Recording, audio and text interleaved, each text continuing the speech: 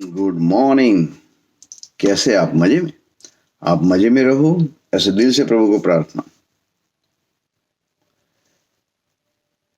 कभी हमें जिंदगी में ऐसा नहीं समझना है कि मैं नहीं हूं तो कुछ नहीं, मेरे बिना कुछ हो ही नहीं सकता।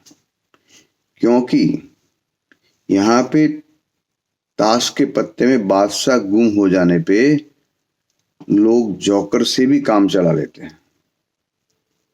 तो ये बात बहुत ही समझने की है कि मैं हूं तो ये है, मैं हूं तो वो है, मेरे बिना ये हो ही नहीं सकता। कितने लोग आए, कितने चले गए दुनिया पे से। दुनिया चलती रहती है, हम है तब तक हम है, हम नहीं है तो कोई और है। तो ये सोचना बहुत जरूरी है। इसीलिए मस्त रहना है और कभी भी अभिमान नहीं करना है कि मेरे जैसा कोई नहीं। सिन्हा जी बाबा के प्रसंगों में ऐसा होता है कि एक बाजू नंदास और रूप मंजरी कथा कर रहे होते हैं, कीर्तन कर रहे होते हैं पूरी रात, जाने कि आज यही रात लास्ट है, अब दूसरी रात आने वाली है। और एक बाजू तानसेन जी जो कीर्तन नंददास जी ने गाया था मंदिर में, वो उनको बादशाह को रिझाने के लिए गाते हैं। प्रॉब्लम क्या आती है कि वो सुनने के बाद बादशाह को असमंजस हो जाती है कि ये कीर्तन गाया किसने। तो तानसेन को पूछते हैं, तो तानसेन तो बेचारे बोले होते हैं, वो बोलते कि ये कीर्तन नंददास जी ने गाया है। तो बादशाह बोलते कभी कभी उसको बुलाओ रात को ही। तो तानसेन जी तो घबरा जाते हैं। तब बीरबल बोलते हैं कि देखिए बादशाह, ये कीर्तन नंददास जी ने गाया है, लेकिन रात आधी रात हो चुकी है। ऐसे भक्तों के पास तो हमें जाना चाहिए, उनको बुलाना नहीं चाहिए। और दूसरी बात है कि ये कोई इमरजेंसी भी नहीं है कि आपको रात को उनको उठा के ले आना है। तो राजा मानसी भी वहां होते हैं, वो बोलते हैं कि हाँ सही बात है, आप शांति से कल सुबह उनको बुलाएंगे। तो फिर बादशाह मान जाता है कि चलो कोई वादा नहीं, कल बात करेंगे, हम उनका आदर करेंगे। अब तानसेन, बीरबल और राजा मानसिंह, उनको मालूम था कि जब जब गुसाई जी के भक्तों को बादशाह से मिलाया है तब तक कुछ न कुछ अनर्थ हुआ है। जैसे परमान दास थे, जैसे सूरदास जी थे। अब करे क्या? फिर भी वो रात तो टल जाती है। फिर सुबह मंदिर में जब बीरबल जाते हैं तो उनको देख के नंदास जी बोलते, कैसे बीरबल जी, मजे में? आजकल आपका मुकाम यहाँ पे। बीरबल बोले हाँ सही बात है, लेकिन उनके चेहरे पे जो असमंजस थी वो देख के नंदास जी बोलते हैं कि क्या बात है, क्यों आप कुछ कंफ्यूज हो, उलझन में? तो बीरबल बोलते हैं कि भाई बादशाह आपको बुला रहे हैं। तो नंदास जी बोले कि बादशाह मुझे क्यों बुला रहे हैं? मुझे ना उसका कोई काम है, ना मुझे उनका कुछ लेना है, ना पेट सौगात देना है, और मैं उनको क्यों मिलूं? तो बीरबल बोलते कि आप नहीं मिलेंगे तो आपको मिलने आ जाएंगे मंदिर में, मिलना तो पड़ेगा।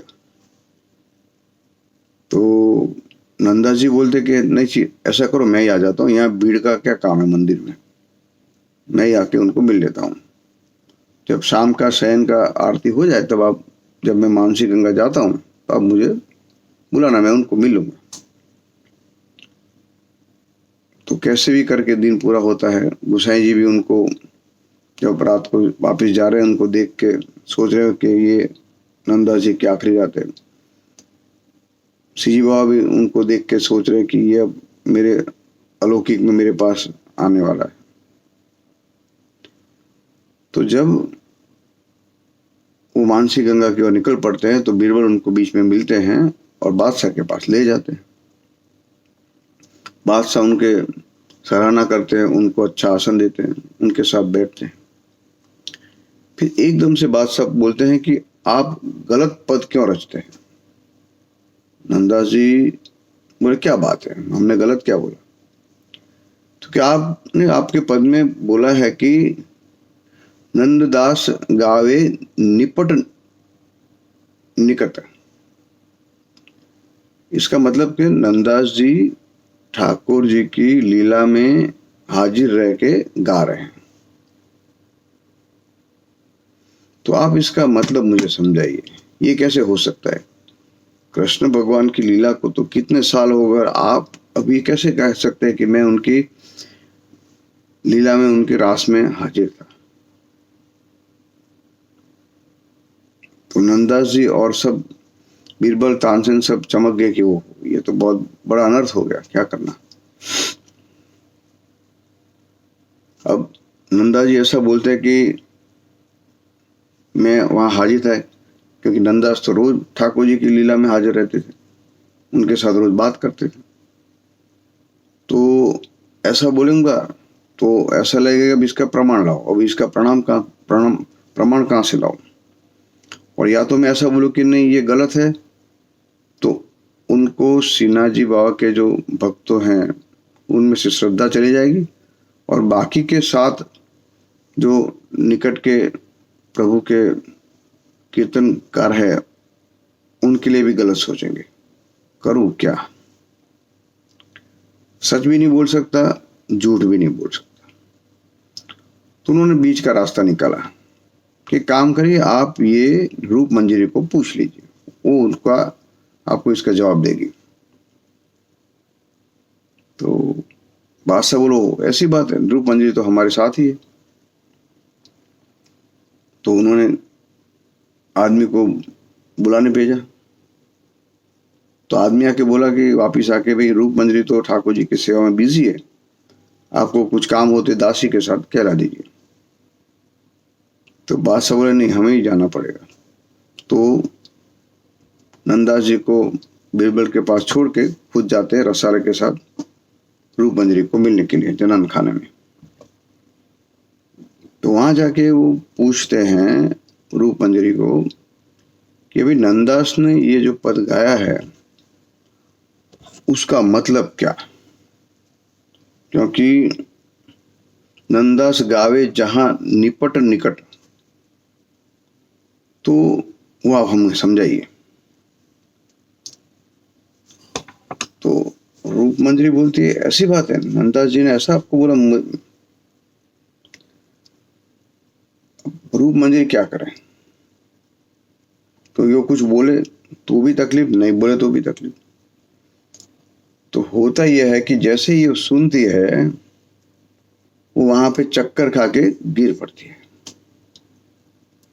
तो एक दासी उनके पास जाके नाक के पास देखती है तो श्वास बंद है, और उनका पूरा शरीर जगारा मारने लगता है, ऐसे प्रकाश से चमकने लगता है। वो आदमी मरता है तो उसका शरीर काला पड़ता है, यहां तो जगारा मार के चमकने लगता है। और दासी बोलती कि इनके तो अब जान में जान नहीं है। तो बादशाह तो चौकन्ना हो जाता, ये क्या हुआ? मेरा जवाब भी नहीं दिया और शरीर छोड़ दिया। फिर वापस जाते नंदा जी के पास और उनको ये सब सुनाते कि भाई ऐसा हुआ, रूप मंजरी ने तो शरीर छोड़ दिया। तो नंदास बोले कि हैं क्या बात है, ऐसा हुआ? उसने मेरे मन की बात जान ली। इतना बोल के वो भी वहां चक्कर खा के गिर पड़ते हैं और अपनी जान दे देते हैं। और इस तरह नंदास जी और रूप मंजरी दोनों ये संसार छोड़ के ठाकुर जी के निज धाम में प्रवेश करते हैं। अब बादशाह सोचता है कि ये कैसे वैष्णव है गोसाई जी के, कि दोनों ने मेरा एक जवाब नहीं दिया लेकिन अपनी जान दे दी। एक बाजू बीरबल, मानसी राजा और तानसेन सोचते कि मैंने क्या किया, जो विधर्मी है उसके सामने मैंने ठाकुर जी के पद गा के बहुत बड़ा अनर्थ कर दिया, और वो अनर्थ में दो वैष्णव की जान चली गई। तो सब दुखी। बादशाह बोलता है कि ये कैसे भक्त हैं गुसाई जी के, कि उनको न मरने के लिए जहर की जरूरत, न कटार की जरूरत। तो बीरबल बोलता है कि मैं जब से गुसाई जी के पास रह रहा हूँ, मुझे मालूम है कि ये भक्त बहुत ही ऊपर की कक्षा के हैं और वो जब चाहे तब अपना जान छोड़ सकते हैं। और कटार और जहर की जरूरत तो राजमहल में होती है, बादशाह गुसाई जी के भक्तों को कभी नहीं जरूरत होती। तो बादशाह भी बहुत दुखी हो जाता है कि मैंने कहाँ पे एक छोटा क्वेश्चन किया और 2 भक्तों की जान गई, मुझे ऐसा नहीं करना चाहिए। और उन्होंने भी दोनों भक्तों की बहुत सराहना की। गुसाई जी को भी मालूम पड़ गया, उन्होंने भी उनके भक्तों को भेजा और दोनों के नश्वर शरीर को अग्नि संस्कार करवाया। तो सबसे बड़ी बात ये हमें जानने को मिली कि हमें प्रकट किए रस जाए, हमें हमारे अनुभव है दूसरे से प्रकट नहीं करने चाहिए। और दूसरी बात यह है कि नंददास जी और रूपमंजरी ऐसे भक्त थे कि भक्तों ने अपनी जान को गंवा दिया लेकिन अपने धर्म को किसी के सामने प्रकट नहीं किया। ये बहुत बड़ी बात है और हमें नंददास जी और रूपमंजरी जैसे भक्तों को प्रणाम करने चाहिए और उनकी सराहना करनी चाहिए और उनकी भी कृपा हमारे पे बरसे, ऐसी प्रार्थना करनी चाहिए कि जो भक्त ऐसे हैं, जो गुसाई जी ऐसे, तो निकुंज नायक श्रीनाथ जी बाबा का तो कहना ही क्या। ये बात बहुत ही हमारे लिए सीखने की है, जानने की है और प्रभु को दिल से प्रणाम करने की है। जय Shri Krishna, good day, all the best.